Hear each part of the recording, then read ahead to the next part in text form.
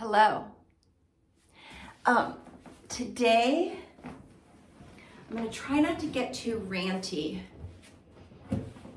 really. We're going to talk about the role of modern clothing and specifically the commercialism around modern clothing and the role that that has played in body image formation and struggles. This is a little bit related. If you saw my video where it's the third video in the clay wash, and I have a moment to reflect on how marketing taught me to hate my hair.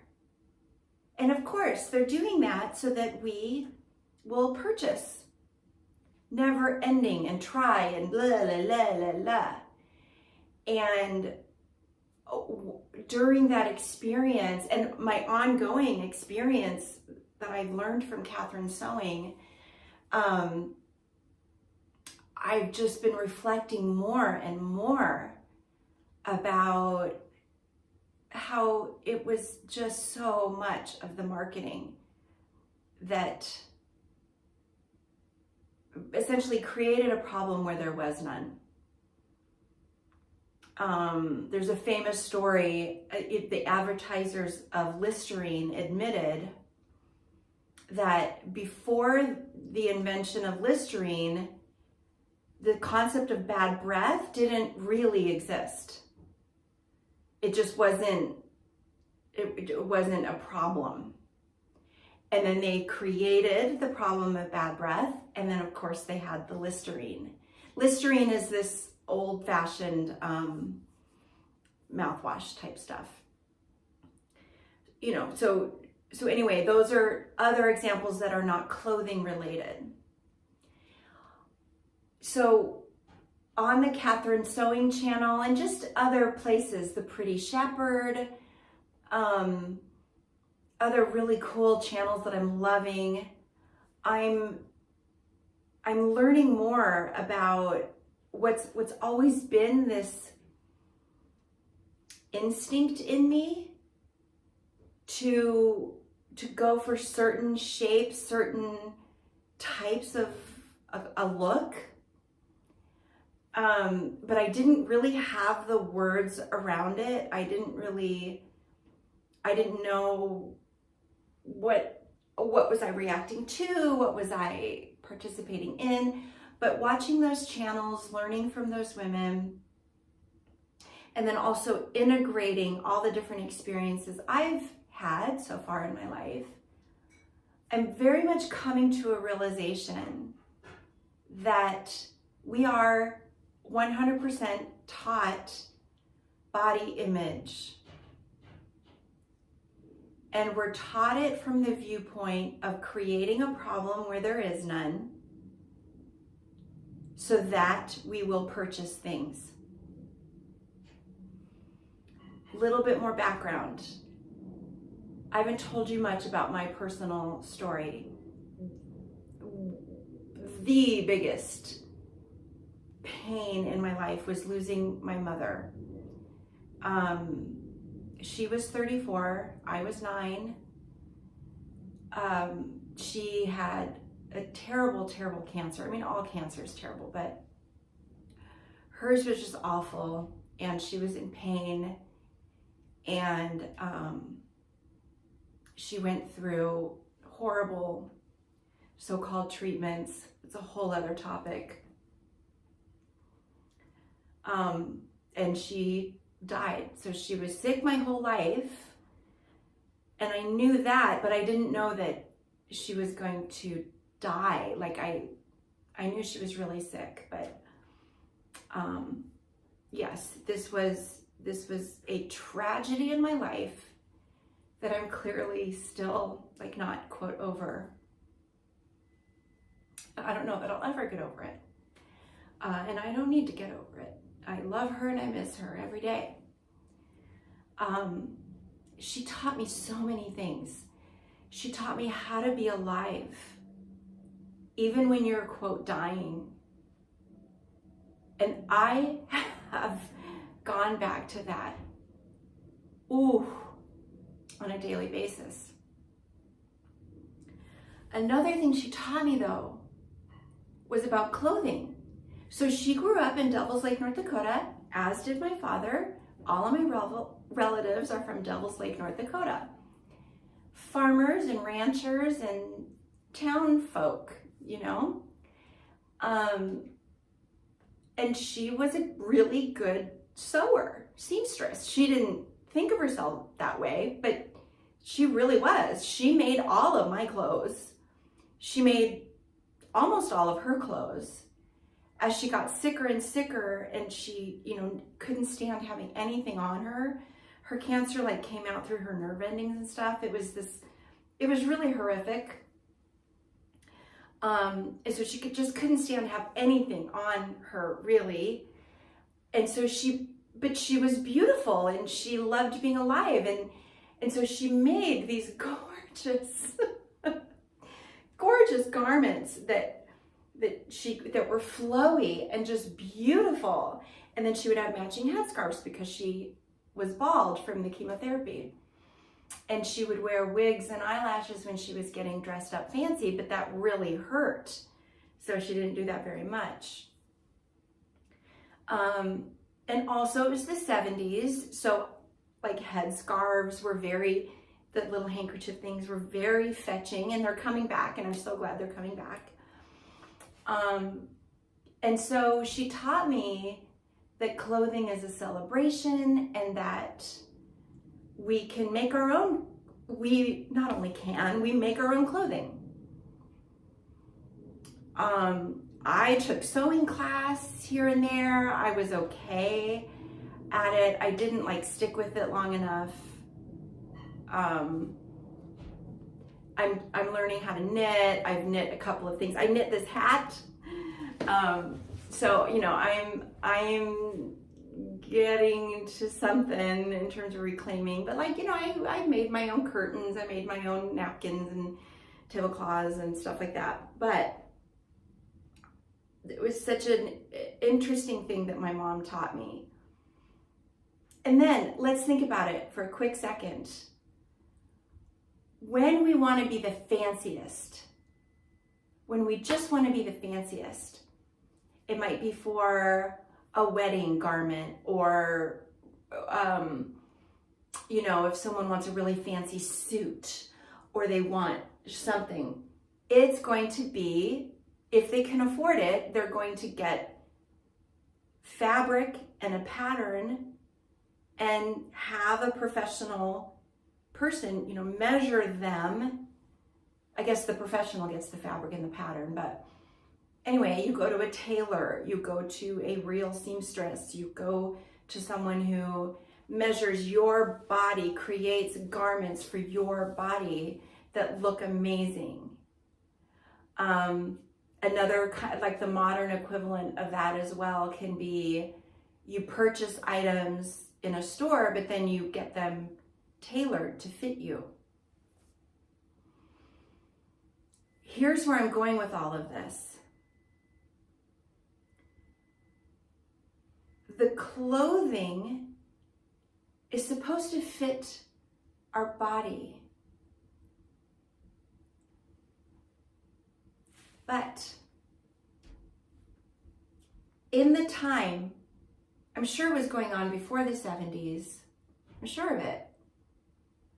But at some point in the 1900s, it really started to shift, and it's just become disgusting and so awful now, that our body is supposed to somehow fit the clothing. And our body, name it, you can never get to a small enough number if you're a woman or whatever, not even gendered, there's just no winning this battle. There's no end to it. As someone who I've worked in eating disorders. I also have experienced that, you know, some of that in my life. I can just tell you, there's no winning it. It's not like, ooh, I'm at the destination. No. And so there's this shopping for jeans. Like, I have shopped for jeans, I think, maybe 5 times in my life. To me, it's torture. It's absolute, like, it's just awful. There's so much that goes into it. But it can be anything like that. All of our modern merchandising is around the clothing. It's just, it is not body positive engineered. It's not for that. So there's a main idea that I wanted to just bring forward, is that in the past, and maybe for some people in the present, clothing has been very, very personal. Like, you know, I make this hat. I don't think I'll ever get rid of this hat. I have other hats that I've made that I love. I've given people hats and scarves. I've made a vest for myself. I'm trying to make a sweater. I've started over. I think I'm on my 5th time. That's okay. I'm learning. Clothing has been personal. It has been bespoke. If we were rich, we had, you know, the whole tailor thing.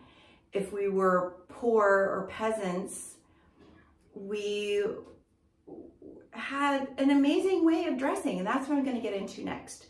We had an amazing way of dressing that was very, very practical, easy to clean, fetching, lovely. And that's where we're going now.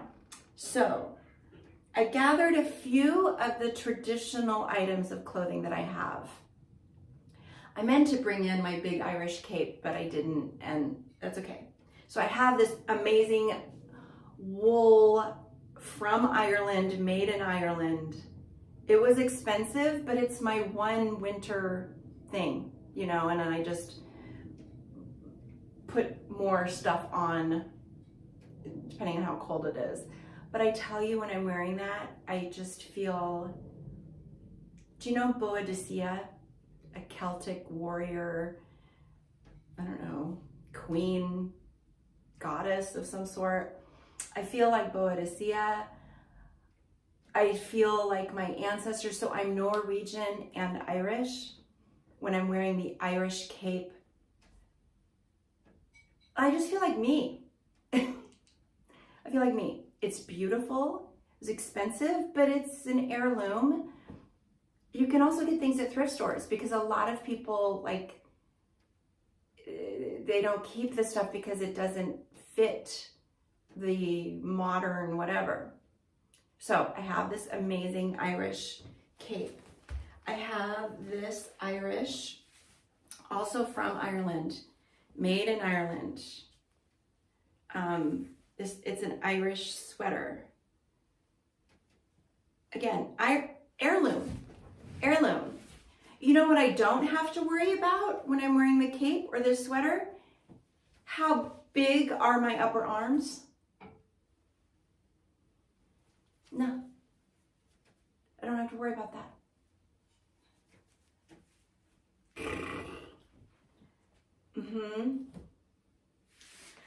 This is a Scandinavian dress. So, beautiful, beautiful. You know, just so sweet. It's this empire waist, kind of, not even empire waist, but just sort of, it's just a natural waist. Empire waist would be up here. Drop waist would be down at my hips. This is just sort of natural waist. But look, guess what I don't worry about? Yeah. Now, my arms are uncovered. And, you know, I was raised in the same culture you were raised in, so I have all kinds of thoughts that come up around all the different parts of my body. So often when I'm wearing this, I actually don't like having my arms uncovered. I love actually putting this on and then I put this sweater over. It's really a sweet look. So those are traditional, like my heritage more. Yeah, and then if you look at like the traditional Norwegian way of clothing and Irish way of clothing, you put like a linen layer, a shift, so a linen shift that's made for you. That's kind of like your underwear, basically. You might have kind of a petticoat thing that's also your underwear, and you wash those. They're easy to wash, you wash them. And you dry them, they dry really quickly, they're linen, they last forever. And then you put other things over. You have like overcoats, you have aprons. The aprons are just ingenious. What? It's like women invented this stuff. Because it's awesome and it works. I actually ordered off of Etsy an apron and I'm super excited. So if you like this type of content from me, I promise you it's a body image thing, but body piece, you know. But I've got this apron coming. If you like this and you want to see the apron, I'll show you. But anyway, so you would have like an apron or a pinafore. My mom used to call them jumpers.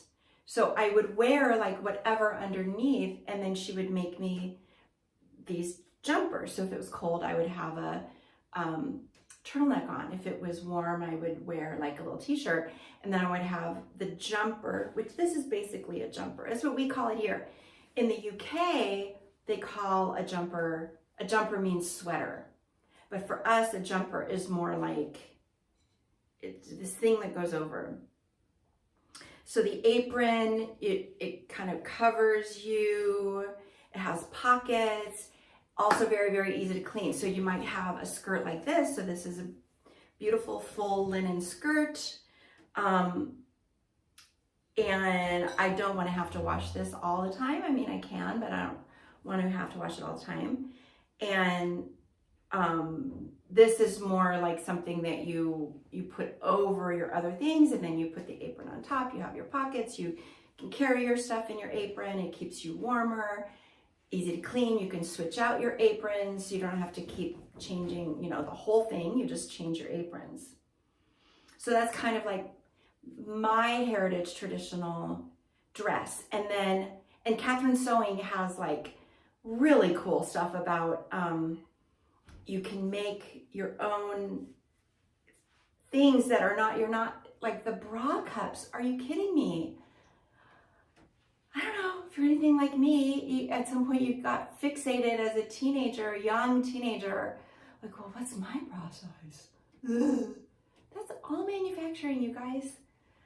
Traditionally, our thing would be like you tied it up, you make it work for you. If you gain weight or you get pregnant or you this, that, you loosen the ones down here, you know, we were never meant to be these stupid numbers. We're not these stupid numbers. And then when she makes a skirt, she like can, you know, she does this thing and you know, she's good. But just so that you can let it out, you can make your clothing work for you, make it last. And traditionally, that's how it would be. Another thing with the apron, and I learned this, I think, on Pretty Shepherd, but traditional Hungarian skirts, maybe Norwegian too, I don't know, but you wouldn't even have the material going all the way around. I mean, the material goes all the way around, but it's just kind of overlapping in the front, and then your apron finishes out the garment. Just ingenious. Okay, so basically like Northern European. Now, When I lived in London, when people got really dressed up, like I'm remembering this one Easter Sunday, the women were from all over the world, you know, all over the world in London. I had no idea how international it was going to be. Beautiful headdresses, kind of like what my mom was wearing during her chemo, you know, last years of her life. But these beautiful, colorful things that look amazing on their bodies. And their bodies look amazing and healthy and strong and gorgeous. And nobody knows, oh, are you a size this or a size that? It's like, it's not even, it doesn't exist. And then like things over that, and then beautiful head dresses. And, you know, well, what's that doing? Protecting your hair. It's keeping your head warm, it's dressing you up, and it's protecting your hair. Look at any traditional, almost any traditional style of clothing, even just going back 100 years, maybe 150 years at this point. People have their heads covered. Women, well, and men both, they have their heads covered for a million reasons, but one of which is protects our hair, and especially the ends of our hair. I already talked a lot about the hair in those other videos. So in India, you've got these gorgeous garments. Now this is a really fancy one. This is fancy. But so this is like an outer, so this is your, you know, your outer thing that you're wearing, right? Completely beautiful. It's got everything built in as you need it. There's a zipper here. It's tight. I haven't tried it on in a long time. I don't know that I would even comfortably have it on myself. Maybe I can get a tailor to help me if I need that. I hope so. But anyway, beautiful, beautiful. And then look at pants that go underneath it. So there are these beautiful pants. It's all silk, gorgeous. It can be completely high quality because you might have one or two. You don't have to have like young kids slaving away in garment factories. Anyway, look at the waistline. So this is how it's constructed. Now this gets a little tight down at the calf. That gets a little tight. But look at how that is. And then you get it on, and then it's a drawstring. So we have zippers and buttons and all those things, and it's like this fixed static situation, and it has a number associated with it, and we end up feeling all sorts of things when we put our modern clothing on that people in other cultures traditionally haven't dealt with. Then you've got this gorgeousness. Now, I have always loved the shawl scarf thingy. You know, because then I can just, it's a wonderful covering. It keeps me warm. It's a little bit chilly. Helps with any thoughts that I'm having about my arms. Now they wear it a little differently. They wear it kind of draped over one shoulder like that. And then sometimes they might kind of go like this. But the point is, that's part of their gorgeous, beautiful outfit. There's no hate in that. There's no one talking about cellulite or whatever. I don't even want to use these words. Here's another one from India. Similar stuff. I won't linger on it. It's gorgeous. This one, again, it has the slits here. So there's room for our amazing hips. Completely beautiful garment. And same kind of pants. So there you see the pants, same deal. And then again, this beautiful, beautiful kind of scarf wrap. Okay, so that's from India. And then I'll just show you one more thing. So I talked about the Irish walking cape that I use. This is from Mexico. It's about 50 years old. I completely love it. I think I've been wearing it in some of my little short videos or TikToks about, you know, get outside for your daily walk. I don't know, I think so. But it's a poncho. Ingenious, completely ingenious. Like these traditional women, but you know, it got totally devalued because it was women, you know. But anyway, I'm gonna focus on the positive. So, keeps you so warm. And then, so sometimes when it's really, really cold, I'll put my Irish sweater on that I showed you, that gray one, and then my Irish walking cape, and then this on top. Sometimes I'll just wear this as its own outfit, like I'll put some leggings on and just some other top of some sort, and then this on top. I can belt it if I want. I usually don't. Gorgeous. I get so many compliments on it. It fits over my head, and then it's just, I feel special when I'm wearing it. I feel unique. I feel, I don't know. My stepmom gave it to me, so I just feel loved every time I wear it. And she wore it. She wore it for a long time, and then she gave it to me like 20 years ago. And I just love it. I love it. And see, what are we noticing here? We can hang on to these items. We can hang on to these items. We can also find them in thrift stores. The big idea, and this is just a beautiful, beautiful scarf that I wear all these different ways, but the big idea to kind of really take home is the clothing is made for us. We do not have to try to make ourselves fit the clothing somehow. The sizing is for the convenience of the manufacturers. It is not for us.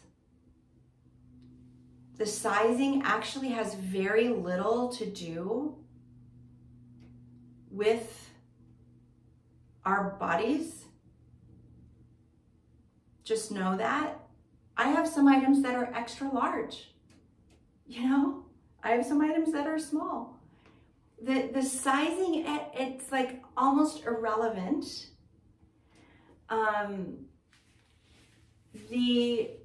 So much of the body image stuff that we just get pummeled with very early, like before we even reach puberty, has to do with certain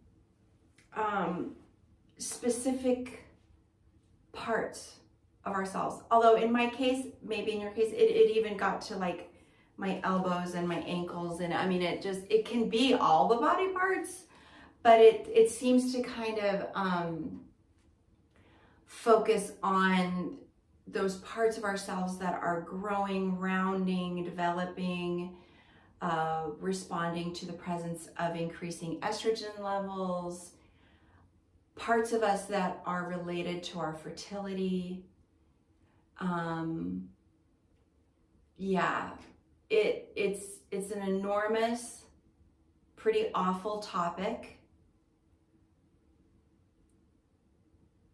But I've talked about resistance on this channel before, and this can be a way that we resist. Making our own clothing, or just getting a couple of items made for us, and then we swap out the other parts that are easier to clean. or just our resistance might come in the form of like just rejecting any weird messaging that's coming our way about size and shape and all of that. Another thing is that it's such a modern, very, very, very recent modern situation that we're in with like the mass production of clothing.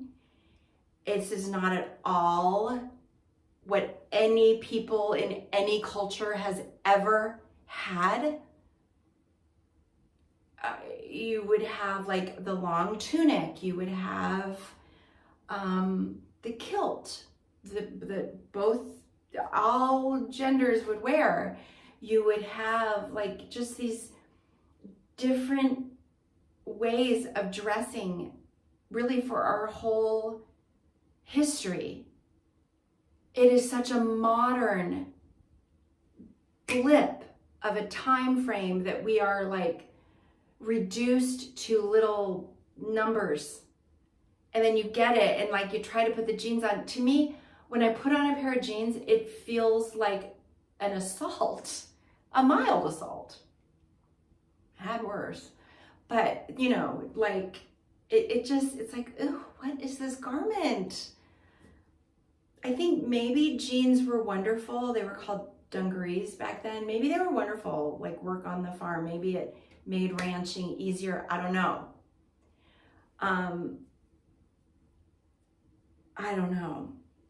But anyway, the clothes are meant for our bodies, not our bodies made for our clothes. Traditionally, look at your own ancestry and see, is there anything you'd like to bring forward from how the women, you know, are wrapping fabric in this gorgeous way to celebrate, you know, and be really practical. Think about the personal quality to clothing and how intimate it is. And we don't have to have a lot of it. We can just enjoy that little bit that we have. Learn how to sew, learn how to knit or crochet. We can resist. We can resist. We can love our bodies for the strong, amazing, resilient, sensory motor machines that we are. So I've already talked. I don't think I got too ranty, but I've talked plenty. I showed you some items, given you some ideas, and body peace, you know, body peace. We can dress in a way where we feel happy. We can feel happy in our skin. We can feel happy in our bodies. And if there's something in modern society that is preventing that, we can look at resisting, going a different direction, finding our own way, and finding like-minded people. We don't have to do it alone. Traditionally, women would do all the quilting and sewing and needlework and all that stuff in community. And not only women, men, like whoever it is, like we don't have to be alone. We're not alone. It's like our modern way that has made us feel alone and less than, and like there's something else to buy. Okay, I'll see you soon. Bye.